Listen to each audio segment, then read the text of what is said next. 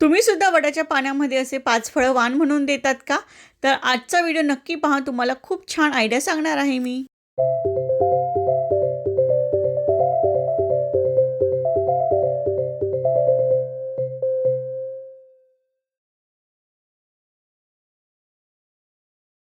नमस्कार मंडळी, तुमचं सगळ्यांचं स्वागत आहे माझ्या घरामध्ये आणि माझ्या यूट्यूब चॅनलवर. तर मैत्रिणींनो, लवकरच वटपौर्णिमा सण जवळ येतोय आणि नववधूंसाठी तर खूपच एक्साइटमेंट असणारा हा सण आहे. कारण की त्यांच्या लग्नानंतरचा पहिला सण असतो तो म्हणजे वटपौर्णिमा. तर चला, तर मग आज तुमच्यापैकी ज्या कोणी नववधू आहेत त्यांच्यासाठी हा व्हिडिओ खूप स्पेशल असणार आहे. कारण की मी खूप छान सोप्या पद्धतीने तुम्हाला आजच्या पूजेची तयारी आणि पूजेचं सामान सगळं काही व्यवस्थित सांगणार आहे. अशा पद्धतीने जर तुम्ही तयारी केली तर नक्कीच तुमचा वटपौर्णिमेचा हा सण खूप आनंदाचा आणि उत्साहाने साजरा होणार आहे. अजिबात घाई गडबड आणि गोंधळ होणार नाही आहे. अगदी रिलॅक्समध्ये तुम्ही छानपैकी एन्जॉय करू शकतात, फोटो वगैरे काढू शकतात, रील्स बनवू शकतात आणि पूजेची व्यवस्थित तयारी करू शकतात.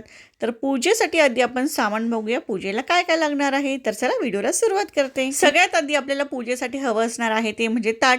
छान सुबक असं मस्त ताट घ्यायचं आहे, स्वच्छ केलेलं, आणि त्यामध्ये एक एक सामान भरायचं आहे. तर मी आधी घेतलेला आहे पाण्याचा विडा, त्यावर पैसे ठेवायचं मी विसरले, एक नाणं आणि सुपारी, थोडासा कापूर, शुद्ध तुपाचा दिवा, नैवेद्यासाठी गूळ खोबरं, पंचामृत, वाणाचं पाकिट, सूतगुंडा, कापसाचं वस्त्र आणि हळदी कुंकू अक्षता, एक छोटा तांब्या भरून पाणी, त्यानंतर फुलं, हार, अगरबत्ती आणि माचीस.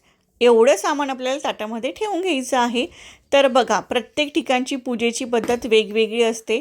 वस्तू कमी जास्त किंवा फरक असू शकतो. आता ही माझी पद्धत आहे मुंबईमधली किंवा रायगड जिल्ह्यातली, कोकणातली. तर तुमच्याकडे कशी पद्धत असेल त्याप्रमाणे तुम्ही पूजेचं ताट छान सजवायचं आहे. आता बऱ्याच ठिकाणी वडाला फेऱ्या मारून झाल्यानंतर महिला एकमेकींची ओटी भरतात. तर माझ्या माहेरी म्हणजे नाशिकला ओटी भरताना गहू आणि आंबा याने भरतात.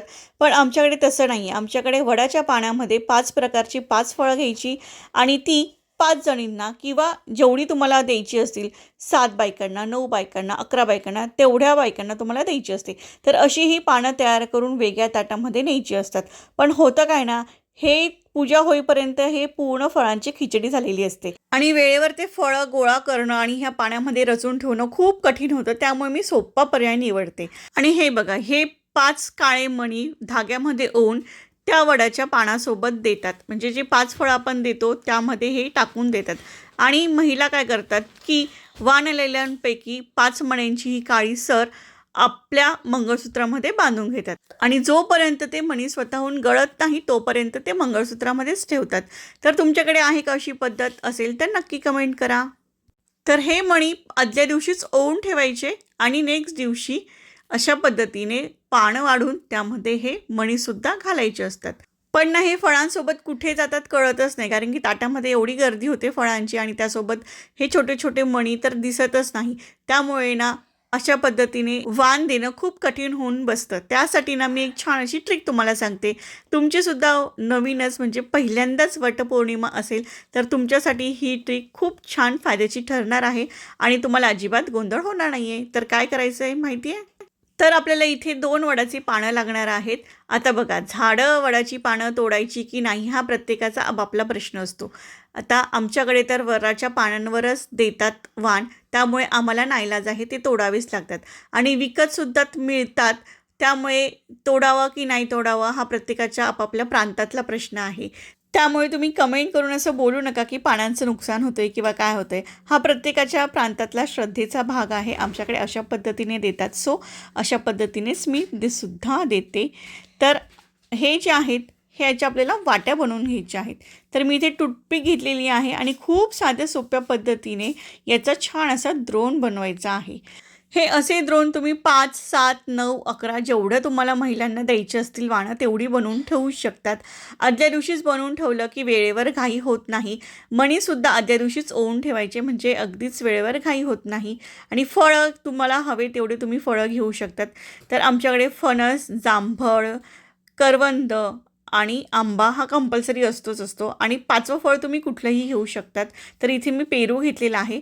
तुमच्या पद्धतीनुसार तुम्ही तुमचे फळं घ्यायची आहेत, निवडायची आहेत, जी आपल्याला अवेलेबल असतील सहज ती घ्यायची आहेत.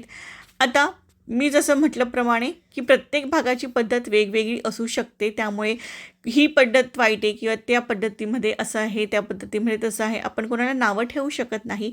जे आहे ते आहे, एक्सेप्ट करायचं.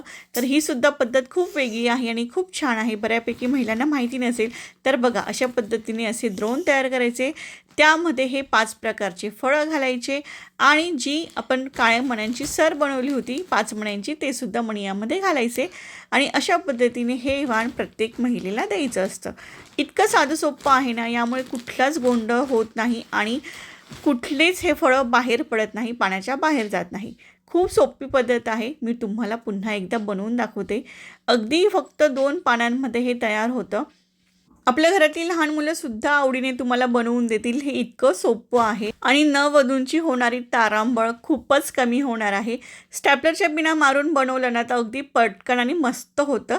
त्यामुळे टूथपिक वापरण्यापेक्षा स्टॅपलरच्या पिना वापरा आणि अशा पद्धतीने हे छान छान छोटे छोटेसे द्रोण तयार करायचे आणि अशा मस्तपैकी सजावटीच्या टोपलीमध्ये ठेवायचे आणि छान असे न्यायचे जिथे आपण वट पूजायला जाणार आहोत तिथे. आणि प्रत्येक महिलेला छानपैकी ओटी भरायची असते ह्या पानाने. तर ही आहे माझी आयडिया. दरवर्षी मी असंच करते, कारण की खूप गोंधळ होतो. इतकं साडी घालायची, त्यामध्ये कधी कधी पाऊस असतो, खूप गोंधळ असतो. त्यामुळे मी आधीच अशा पद्धतीने तयारी करून ठेवते. तर तुम्ही सुद्धा अशा पद्धतीने छान सुबक मस्त ॲट्रॅक्टिव्ह सगळ्यांनाच आवडणारी पूजेची अशा पद्धतीने तयारी नक्की करा. आणि तुमचा पहिला सण असो किंवा कितवाही सण असो, अशा पद्धतीने जर तुम्ही तयारी केली तर नक्कीच सगळ्या बायका तुमचं कौतुक करणार आहेत आणि दिसायलासुद्धा खूप छान होतं आणि तुम्हालासुद्धा खूप सोयीस्कर जातं. प्रत्येकीला वाण देतं आणि वस्तू आपल्या हरवत नाही, सगळ्या गोष्टी व्यवस्थित येतात. आता मी ना नाशिकला गेले तेव्हा हा ताटावरचा रुमाल घेतलेला खूपच छान मला आवडलेला. तर असासुद्धा रुमाल तुम्ही घेऊ शकतात किंवा घरी बनवू शकतात. तर खूप साधं सोपं आहे, वेल्वेटचं आहे आणि त्याला फक्त लेस लावायची, असंसुद्धा तुम्ही करू शकतात. तर तुमच्याकडे मशीन नसेल तर फक्त तुम्ही रिव्हील सिव्हिल टेपने तो चिटकवू शकतात. रिव्हील सिव्हिल टेपचा वापर कसा करायचा याचा व्हिडिओ मी ऑलरेडी दिलेला आहे, तो तुम्ही नक्की पहा. आणि किती सुंदर दिसतंय, मला तर खूप आवडलं आहे. तर अशाच पद्धतीने माझी दरवर्षीची पूजा असते आणि ह्या वर्षीची सुद्धा असणार आहे. तर तुम्हीसुद्धा अशाच पद्धतीने पूजेची तयारी करा आणि छानपैकी वटपौर्णिमेचा हा उत्सव एन्जॉय करा. तर बास मैत्रिणींनो, आजपुरतं इतकंच. आजचा व्हिडिओ तुम्हाला कसा वाटला कमेंट करा. व्हिडिओ आवडला असेल तर लाईक करा. चॅनलवर नवीन असाल तर सबस्क्राईब करा आणि बेल आयकॉनला क्लिक करायला विसरू नका, म्हणजे माझ्या चॅनलवरचे येणारे अगदी वेगवेगळे व्हिडिओज जे तुम्हाला खूपच कामाचे ठरणार आहेत त्याचे नोटिफिकेशन्स तुम्हाला सहज मिळेल. आणि ज्यांच्यापर्यंत तुम्हाला हा व्हिडिओ पोहोचवायचा आहे, नववधूंपर्यंत किंवा तुमच्या मैत्रिणींपर्यंत, तर शेअर बटनने नक्की त्यांच्यापर्यंत पोहोचवा. तर पुन्हा भेटू अशा छानशा व्हिडिओसोबत. तोपर्यंत नमस्कार. व्हिडिओ संपूर्ण पाहिल्याबद्दल खूप खूप धन्यवाद. थँक्यू. Bye bye.